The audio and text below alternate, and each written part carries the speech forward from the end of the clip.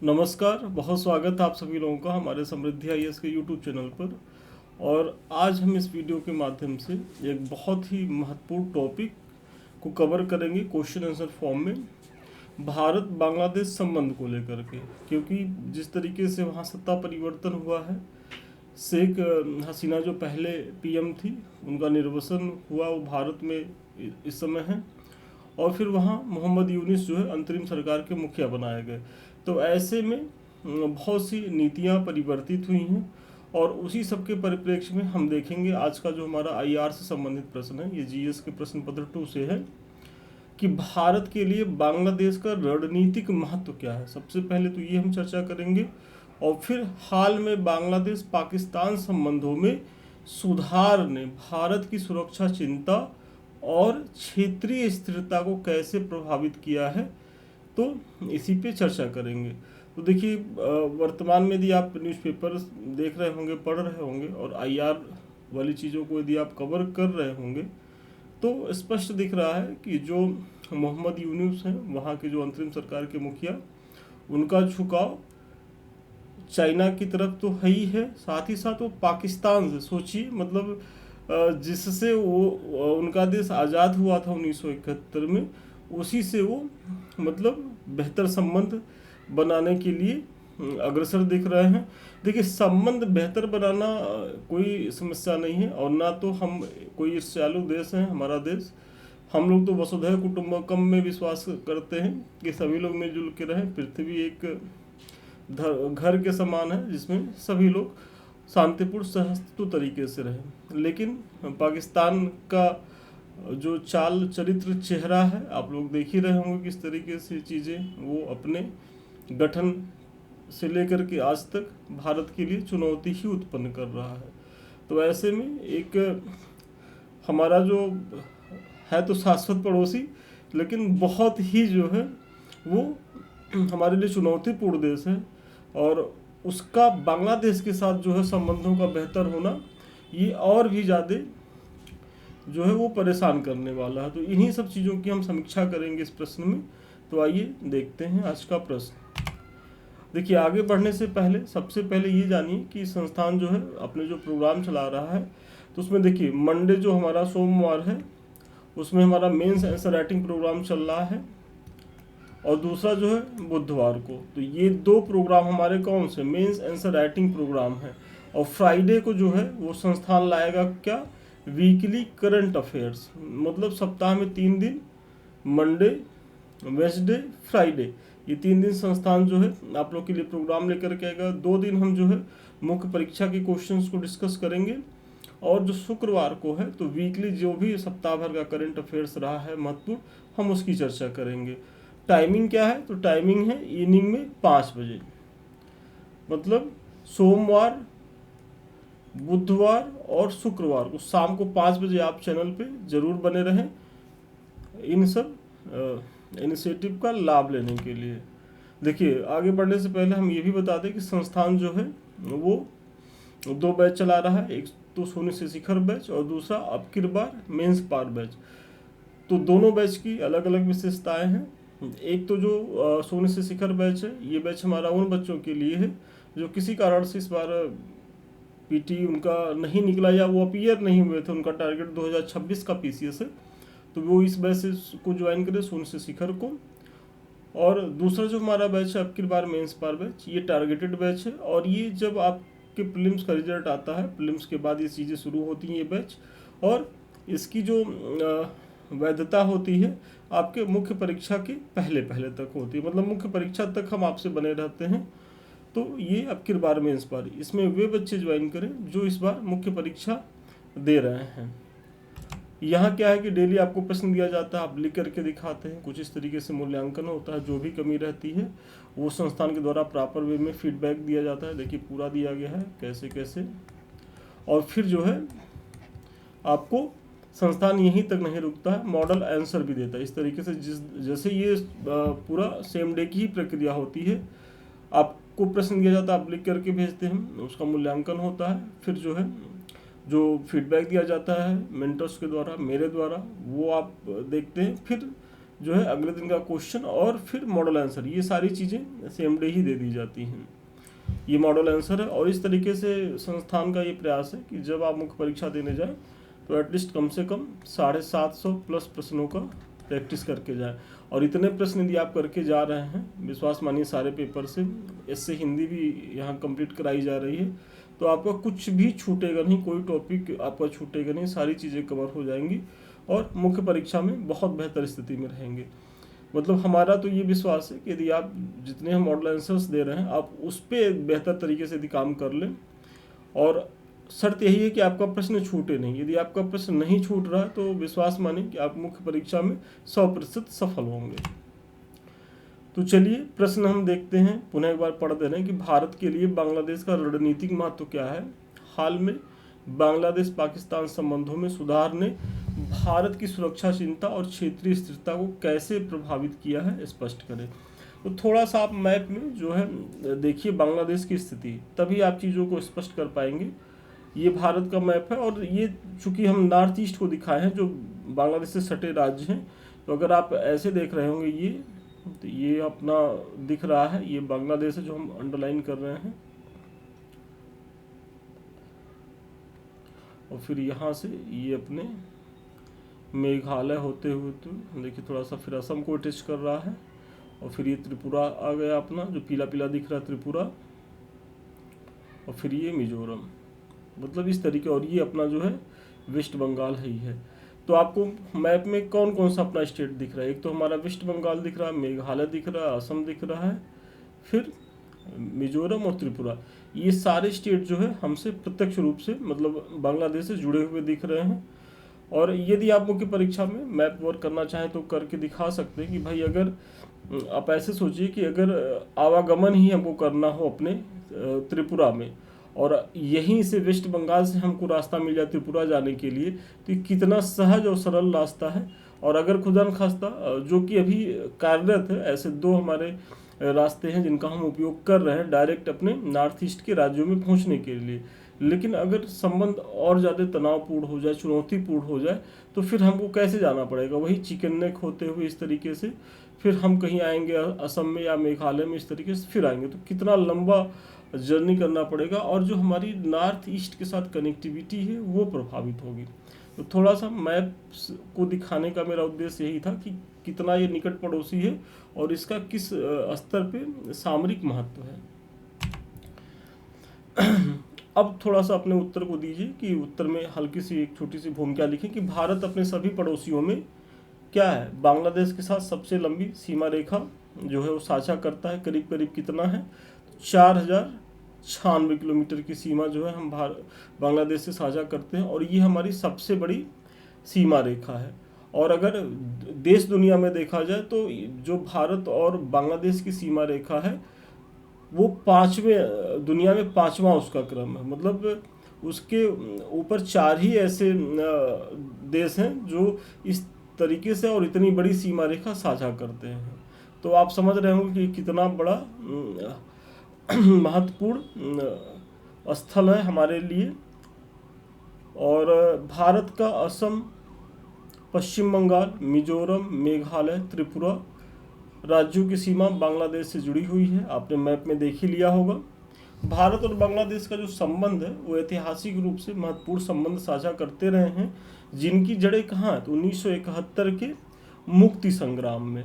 अब आपके जहन में होगा कि ये 1971 का मुक्ति संग्राम क्या है, तो थोड़ा सा आप पृष्ठभूमि जान लें कि पहले जब भारत आज़ाद हुआ 15 अगस्त 1947 को, तो उसके एक दिन पहले भारत का डिवीजन हुआ, बंटवारा हुआ, और उसमें पाकिस्तान एक नया राज्य बन के, मतलब नया नेशन बन के निकलता है। और जो पाकिस्तान की अवस्थिति वर्तमान में देख रहे हैं उसको पश्चिमी पाकिस्तान कहा जाता था, और पूर्वी पाकिस्तान के रूप में बांग्लादेश, मतलब जो वर्तमान का बांग्लादेश है 1971 के पहले वो पाकिस्तान का एक प्रांत था।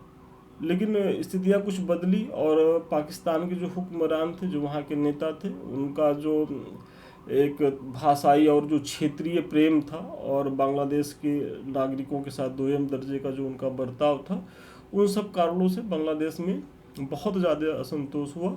और 1971 में जो वर्तमान और अपदस्थ जो पीएम हैं शेख हसीना मैडम, तो इनके फादर थे शेख मुजीबुर रहमान। तो उनके नेतृत्व में जो है एक आंदोलन होता है और वही 1971 के मुक्ति संग्राम के नाम से जाना जाता है।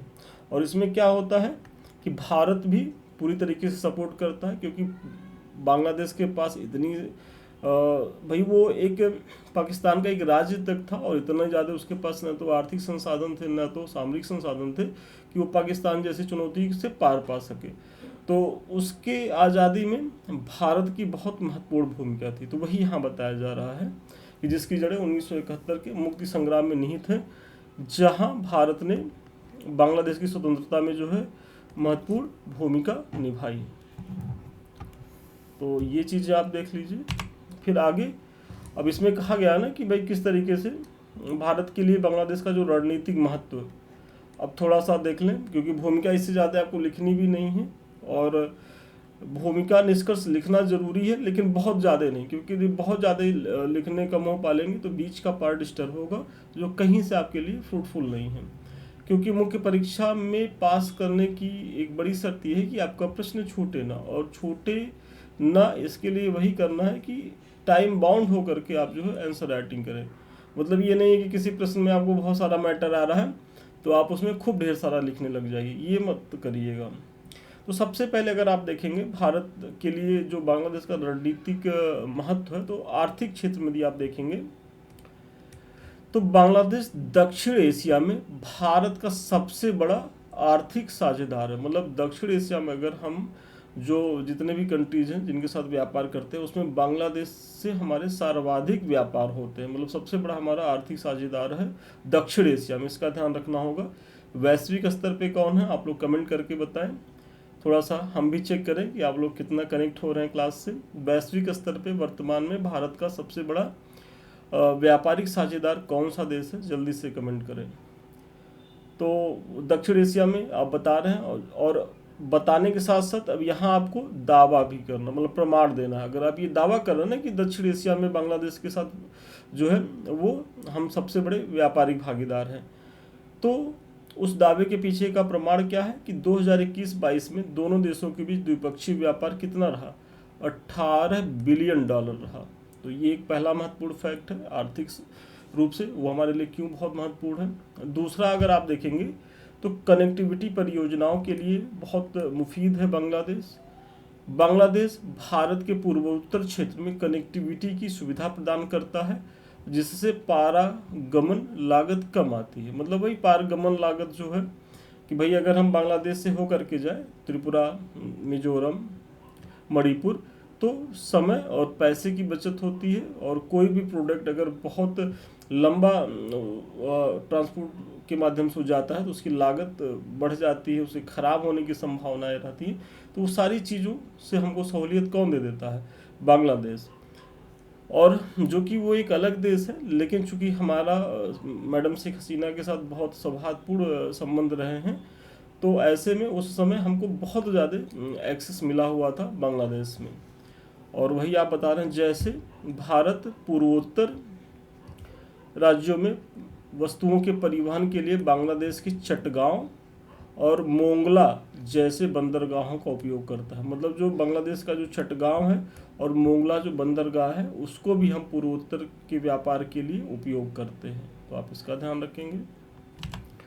फिर अगर देखेंगे तो अगली जो महत्वपूर्ण भूमिका है बांग्लादेश की हमारे लिए, तो क्षेत्रीय एकीकरण में आप लोगों ने देखा होगा कि जो बांग्लादेश है वो BBIN एक 4 देशों का संगठन है, जिसमें बांग्लादेश, भूटान, भारत और नेपाल। मतलब बी से बांग्लादेश, बी से भूटान, I से इंडिया और N से नेपाल, ये 4 जो देश हैं। तो इस समझौते के तहत क्या है ना कि यहाँ ऐसा प्रयास किया गया कि जो चारों देश के जो नागरिक या जो सामान है वो निर्बाध रूप से एक दूसरे देशों में आवाजाही कर सके। और चूंकि ये चारों देश जो है आप अगर मैप में देखेंगे तो ये एक दूसरे से मतलब लैंड से जुड़े हुए हैं। तो लैंड से मतलब आप सोचिए, हम लोग चूँकि ईस्ट यूपी से बिलोंग करते हैं तो हम लोगों को कभी नेपाल जाने का मन करता है तो अपनी गाड़ी से चले जाते हैं। इसी तरीके से नॉर्थ ईस्ट के लोग बांग्लादेश में चले जाते हैं, फिर भूटान में लोग चले जाते हैं, और फिर नेपाल में तो खैर जा ही रहे हैं। तो ये जो समझौता है एक दूसरे से बहुत ज़्यादा, और इससे एक दूसरे मतलब जो भी है वो लाभ की स्थिति में, चाहे ऐसा नहीं कि इससे भारत ही केवल लाभान्वित हो रहा है, इससे नेपाल भी लाभान्वित हो रहा है, भूटान भी और बांग्लादेश भी। और इसीलिए ये जो BBIN समझौता किया गया था, इसीलिए किया भी गया था। फिर अगला आप देखेंगे सुरक्षा सहयोग एवं सीमा प्रबंधन में।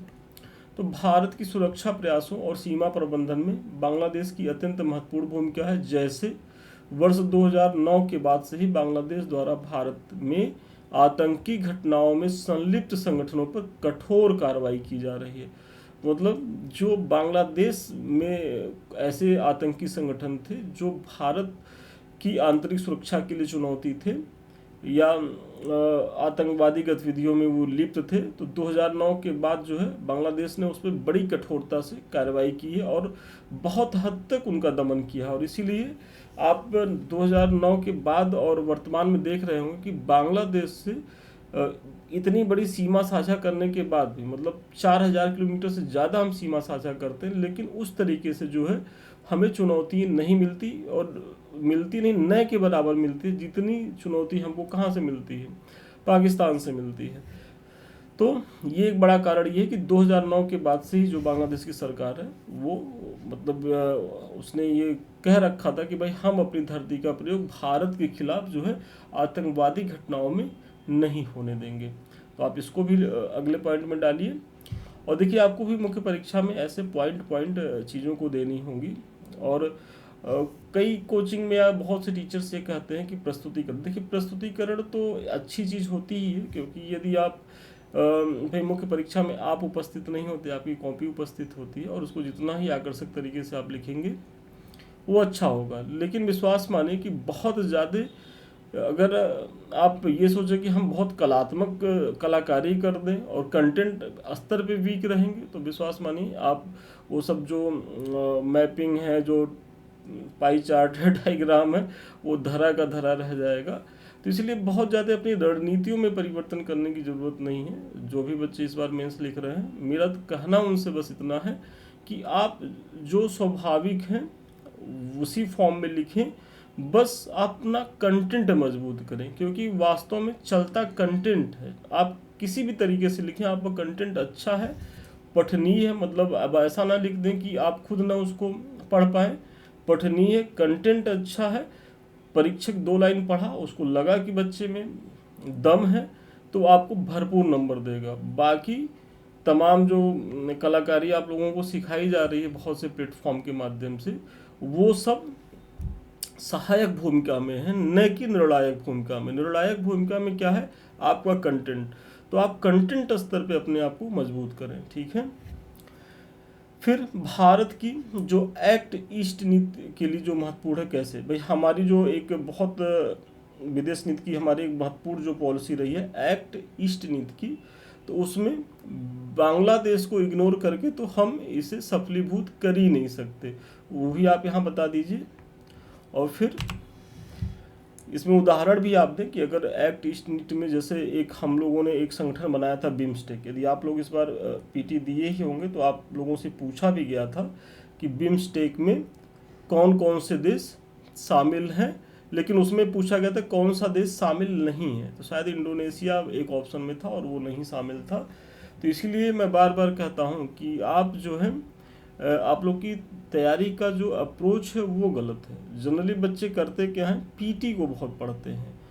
तो आप मेंस पढ़िए, क्योंकि असली लड़ाई मेंस में है। और विश्वास मानिए यदि आपने साल भर मेंस पढ़ा और पीटी का केवल पीवाईक्यू आपके जेहन में है कि मतलब प्रीवियस ईयर्स के क्वेश्चन आते कैसे हैं, अगर उतना आपके जेहन में है तो मेंस पढ़ने के दौरान ही आपका पूरा पीटी तैयार हो जाएगा।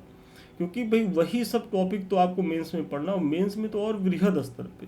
तो सोचिए अगर साल भर आपने मेंस कायदे से पढ़ लिया तो पीटी तो आपका ऐसे ही निकलेगा, साथ ही साथ आप मुख्य परीक्षा में बहुत ही शानदार स्थिति में रहेंगे। तो इसीलिए तैयारी को अपने जो है मतलब अगर साल भर आप पढ़ रहे हैं तो वाकई में 9 महीना आप मेंस पढ़िए, 3 महीना पीटी को दीजिए, ठीक है। जनरली बच्चे इसका एकदम उलट करते हैं कि वो 9 महीना जो है वो पीटी पढ़ेंगे और फिर 3 महीना भी वो मेंस पे नहीं देंगे, और उनको लगता है कि हम 1500 नंबर लिख के चले आएंगे। तो फिर लिख के चले आएंगे तो वैसे ही आप लोग अंक भी पाते होंगे। मतलब 200 में मतलब हद तो तब हो जाती है कि जब 40-45 नंबर तक बच्चे पाते हैं। तो वो गलती मत करिए, मेंस पढ़िए, पीटी स्वतः तैयार होगा। तो बिम्स्टेक आप एक उदाहरण दे रहे हैं कि किस तरीके से एक्ट ईस्ट जो हमारी जो नीति है भारत की, उसके लिए बांग्लादेश कैसे महत्वपूर्ण है। और उसमें आपने बिम्स्टेक की सफलता को लेकर के बताया कि भाई बिम्स्टेक तभी सफल हो सकता है जब उसमें बांग्लादेश से हमारे सौहार्दपूर्ण संबंध रहे। जैसे इसमें सदस्य कौन है? बांग्लादेश है, भूटान है, भारत है, म्यांमार है, नेपाल है, श्रीलंका है, थाईलैंड है। तो इनमें आप देखे होंगे कि सबसे अगर बेहतर स्थिति में भारत है तो दूसरे नंबर पे कौन है? बांग्लादेश ही है। तो ये बांग्लादेश की उपयोगिता सिद्ध होती है। तो अब आपके प्रश्न का एक पार्ट हो गया कि भाई रणनीतिक दृष्टि से बांग्लादेश हमारे लिए क्यों इतना महत्वपूर्ण है। तो आप आई होप आप लोग बढ़िया से समझ रहे होंगे।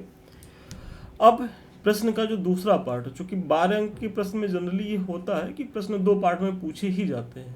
तो दूसरा पार्ट जो है, ये कहा गया ना कि जो हाल का जो घटनाक्रम है, जो वहाँ सत्ता परिवर्तन हुआ और जो नए निजाम आए हैं मोहम्मद यूनुस, तो ऐसे में जो पाकिस्तान की तरफ बांग्लादेश के जो संबंध मधुर होते दिखाई दे रहे हैं, तो ये हमारे लिए कैसे सुरक्षा और क्षेत्रीय स्थिरता पर एक चुनौती है। तो अब एक एक करके उसको देख लेते हैं। तो सबसे पहला है कि भाई अगर कहीं पाकिस्तान प्रभावी हो रहा है तो वहाँ क्या है कि वहाँ हमारी भूमिका क्या होगी? तो सीमित होगी। तो वही कि भारत के प्रभाव में बांग्लादेश में कमी आएगी। पाकिस्तान बांग्लादेश के बीच नज़दीकी संबंध ढाका में, ढाका कहाँ है? तो बांग्लादेश की राजधानी है। ढाका में नई दिल्ली के प्रभाव को कमजोर कर सकता है। नई दिल्ली मतलब भारत। जैसे विदेश नीति में आप देखे होंगे तो जनरली देश का नाम लेकर के उन देश की राजधानियों के संबंध को देखा जाता है, क्योंकि राजधानी में ही भाई सारे हुक्मरान होते हैं, सारे नेता होते हैं और यहीं से पॉलिसी बनाई जाती है। तो ढाका नई दिल्ली मतलब वहाँ का जो कैपिटल और हमारा कैपिटल, तो दोनों के संबंधों में खटास आ सकती है। क्यों? क्योंकि मतलब ये ऐसे समझिए कि अगर बांग्लादेश हमारी गर्लफ्रेंड रही है तो उसने एक नए बॉयफ्रेंड का हाथ पकड़ने का प्रयास किया। तो ऐसे में जो पुराना बॉयफ्रेंड है और तो उसको समस्या होनी ही होनी है। तो ये चीज़ें हैं। दूसरा है कि भारत विरोधी गठजोड़ की संभावना। भाई पाकिस्तान तो इसी चक्कर में रहता है देश दुनिया में कि कहाँ से जो है भारत को नीचा दिखाया जाए, भारत की जो आर्थिक प्रगति है, सामरिक जो उसका विकास है, उसको कैसे बाधा पहुंचाई जाए। तो ऐसे में जो भी वो गठजोड़ कर सकता है वो करता है। और इस कड़ी में अगर बांग्लादेश पाकिस्तान के साथ जाता है तो ये समझ लीजिए कि हमारे लिए बहुत ही ज़्यादा चुनौतीपूर्ण होगा। फिर आप अगला पॉइंट अगर देखेंगे तो इसमें क्या है कि जो हमारी सीमा सुरक्षा प्रभावित होगी। क्योंकि मैंने पीछे ही बताया कि 4000 से ज़्यादा हम लंबी सीमा साझा करते हैं।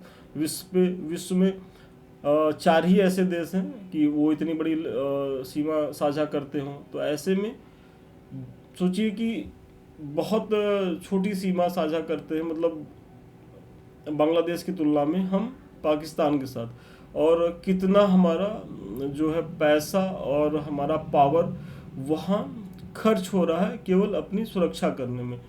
अगर बांग्लादेश से भी हमको इस प्रकार की चुनौती मिलने लग गई तब सोचिए कि स्थिति कितनी ज़्यादा भयावह हो जाएगी। तो यही आप बता रहे हैं कि चूँकि भारत बांग्लादेश के साथ सबसे लंबी सीमा जो है वो साझा करता है, अतः बांग्लादेश में पाकिस्तान की उपस्थिति सीमा सुरक्षा की चुनौतियां जो है वो बढ़ा सकती हैं।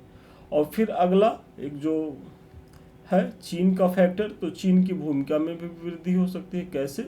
यदि भारत बांग्लादेश के संबंधों में गिरावट आती है तो वहाँ चीन की भूमिका बढ़ सकती है, क्योंकि चीन जो है वो एशिया में सबसे बड़ी चुनौती किसको मानता है? वो भारत को ही मानता है कि अगर भारत ही एक ऐसा देश है जो हमारे प्रभुत्व को चुनौती दे सकता है, तो ऐसे में वो भारत को हर तरीके से घेरने की रणनीति बनाता है। और उसी में जो मोतियों की माला की उसकी जो रणनीति रही है, तो उसमें अगर बांग्लादेश में इस तरीके का उसको अवसर मिल जाए तो वो तो उसके मतलब सोने पे सुहागा वाली स्थिति है कि भाई हमारे जस्ट बगल में उसकी उपस्थिति हो जाए और बढ़ सकती है, क्योंकि इसमें एक मैटर ये भी है कि चीन जो है दक्षिण एशिया की प्रमुख शक्ति होने के साथ साथ पाकिस्तान का घनिष्ठ मित्र है। तो यदि जहाँ पाकिस्तान रहेगा तो वहाँ चाइना आ ही जाएगा। तो ये भी एक बड़ी संभावना है हमारे लिए। तो ये सारे जो सम्मिलित कारण थे, ये सुरक्षा संबंधी कारण थे कि किस तरीके से जो हमको चुनौतियां मिल रही हैं। तो उसको बताते हुए अब एक छोटा सा निष्कर्ष दे दें कि इस प्रकार उपयुक्त विवरण से स्पष्ट है कि बांग्लादेश जो है भारत का न केवल एक महत्वपूर्ण पड़ोसी है, बल्कि यह आर्थिक एवं सामरिक दृष्टि से भी विशेष स्थान रखता है। इसलिए भारत को अपने रणनीतिक हितों की रक्षा के लिए बांग्लादेश के साथ मजबूत एवं सहयोगात्मक संबंध बनाने के हर संभव प्रयास करने चाहिए। तो ठीक है, अभी स्थितियां हमारे उतना अनुकूल नहीं है, लेकिन चूंकि हम एक बड़े देश है, विश्वसनीय देश है, हमारी सॉफ्ट पावर की नीति रही है और हमने बांग्लादेश के विकास में, उसके उत्थान में और उसके आज़ाद होने में बहुत ही महती भूमिका निभाई है। तो वो वे सारे संबंधों को आधार बना करके हमको ये नहीं है कि वहाँ चूँकि पाकिस्तान का प्रेजेंस बढ़ रहा है तो हम अपने आप को बैक फुट पे ला लें। विदेश नीति में ऐसा नहीं चलता। आपको अंतिम समय तक प्रतीक्षा करनी होती है और उसमें जूझना होता है, ताकि कोई ऐसी गुंजाइश बने जिससे हमारे संबंध जो है, जो बेपटरी हुए हैं, वो फिर एक लाइन पे आ जाएं। और ये प्रयास निरंतर करते रहना चाहिए, क्योंकि वही है ना कि आप जो है पड़ोसी बदल नहीं सकते। एक पड़ोसी तो वैसे ही हमारे लिए सर दर्द है, और कहीं दूसरा भी हो गया तो आप समझ सकते हैं। तो आज के प्रश्न का उत्तर यहीं तक था, और मुझे बहुत उम्मीद है कि इस प्रश्न के माध्यम से न केवल आपको एक मॉडल आंसर मिला होगा, बल्कि आपको भूमिका कैसे लिखनी, निष्कर्ष कैसे लिखना है, बीच के जो पार्ट्स हैं वो कैसे लिखना, कैसे आपको जो है उदाहरण देके चीज़ों को स्पष्ट करते हुए लिखना है। जनरली आप लोग करते क्या है कि देखिए, जो भी बच्चा पीटी पास करके जाता है तो ये मान के चलिए कि उसकी तैयारी अच्छी है, वो चीज़ों को समझ रहा है। मुख्य परीक्षा में वो गलती कहाँ से करता है? पहली बात तो वो भूमिका, निष्कर्ष या बीच के पार्ट में कैसे क्या लिखना है वो एक सीक्वेंस में नहीं कर पाता। और आप लोग को ये पता होगा कि आंसर राइटिंग एक अनुशासन होता है। मतलब अगर आप उस अनुशासन को फॉलो नहीं करेंगे तो आप कभी भी अंक नहीं पाएंगे। मतलब टू द पॉइंट बने रहिए। कहीं दावा करिए, कोई आप दावा कर रहे हैं कोई पॉइंट में, तो आप उसका प्रमाण जरूर दीजिए। फिर वर्तनीगत अशुद्धियाँ नहीं करनी है, प्रश्न को कायदे से डिकोड करना है, प्रश्न के अनुरूप उत्तर लिखना है, प्रश्न के सारे डायमेंशंस को कवर करना है और बैलेंस रूप में कवर करना है। जनरली बच्चे क्या करते हैं, प्रश्न का जो एक पार्ट होता है 12 अंक में, हम अक्सर जो कॉपी देखते हैं बच्चों की, तो अच्छे बच्चे कर जाते हैं कि 12 अंक का जो प्रश्न होता है उसमें जो एक पार्ट है उसको तो लिख दिए वो 2 पेज में, और उसके बाद उनको याद आता है कि अरे यार सेकंड पार्ट भी है, फिर वो उसमें आधा पेज में लिखते हैं और चीज़ें बिखरती हैं। तो ये सब गलती नहीं करनी है, और इसीलिए हम आपको इनवाइट कर रहे हैं, आपको आमंत्रित कर रहे हैं, आप हमारे संस्थान में आए और जुड़े। मुख्य परीक्षा में विश्वास मानिए कि हमारा परफॉर्मेंस बहुत अच्छा रहा है, और ये हम नहीं कह रहे हैं। 2024 में शामिल जो हमारे विद्यार्थी रहे उनका कमेंट हमारे टेलीग्राम पे पड़ा है, वो आप देख सकते हैं कि वो उनका फीडबैक है जिन्होंने मेंस लिखा था। तो 2025 के लिए, 2026 के लिए, जो भी आप जिस ईयर के लिए हो, आप लोग आइए और अपनी मेंस की तैयारी को यहाँ धार दीजिए। और लास्ट में ही हमारे कुछ ये लिंक्स हैं, तो आप लोग जो इसका पीडीएफ मांगते रहते हैं सर जो आप पढ़ा रहे उसका पीडीएफ कहाँ मिलेगा, तो देखिए सारे पीडीएफ जो है एक समय के बाद संस्थान समृद्धि आईएएस के जो हमारा ऑफिशियल है @समृद्धि आईएएस ऑफिशियल टेलीग्राम, इस पे देता रहता है। तो आप लोग जरूर इसको फॉलो करें।